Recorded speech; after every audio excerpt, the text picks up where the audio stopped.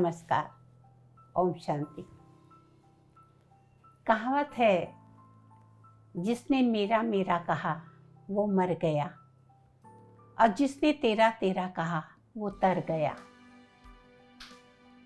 अगर आपको जीवन में कुछ बनना है, कुछ पाना है, अपने मैं को त्यागना होगा। सुकरात का नाम आप लोगों ने सुना होगा। बड़े बड़े सम्राट उनसे समय मांगते थे, कुछ समय मिल जाए। एक दिन वो समुद्र किनारे टहल रहे थे।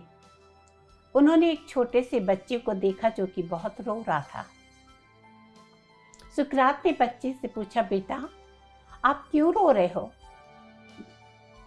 बच्चे ने कहा कि देखिए ना, मैं ये समुद्र को अपने ये बर्तन में भरना चाह रहा हूं, लेकिन ये भरता ही नहीं।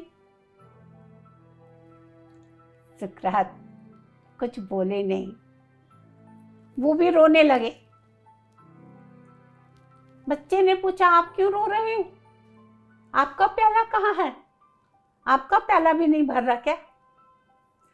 सुकरात ने कहा, हाँ बेटा, मैं भी अपने ही बुद्धि रूपी बर्तन में सारी दुनिया का ज्ञान भरना चाहता था, लेकिन मुझे क्या पता कि समुद्र बहुत बड़ा है। इस छोटे से बर्तन में, जैसे तुम्हारा ये बर्तन में समुद्र नहीं समा सकता, मेरे दिमाग में सारी दुनिया का ज्ञान कैसे समा सकता है?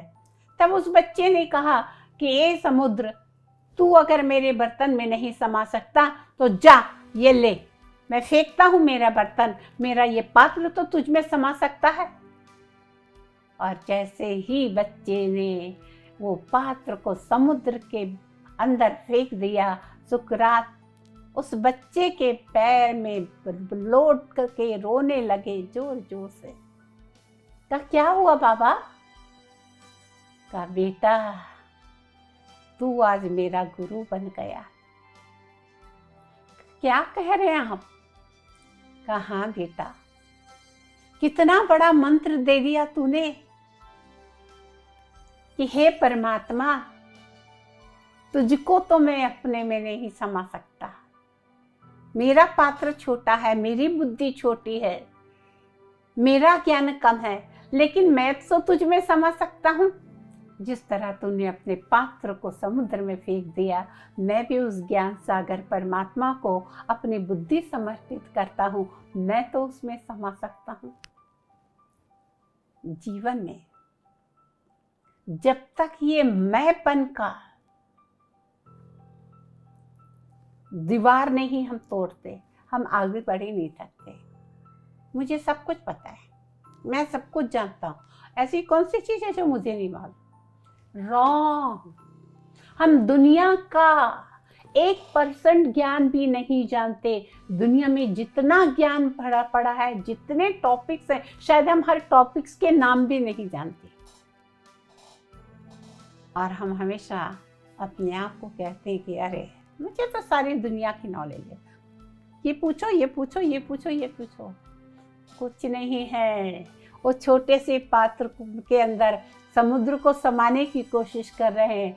समुद्र छोटे से पात्र में नहीं समाएगा, लेकिन आप समुद्र के अंदर समा सकते हो। ईश्वर को अपनी बुद्धि समर्पित कर सकते हो। जैसे सुकरात ने उस बच्चे को अपना गुरु बनाया कि तूने कितनी प्यारी बात कही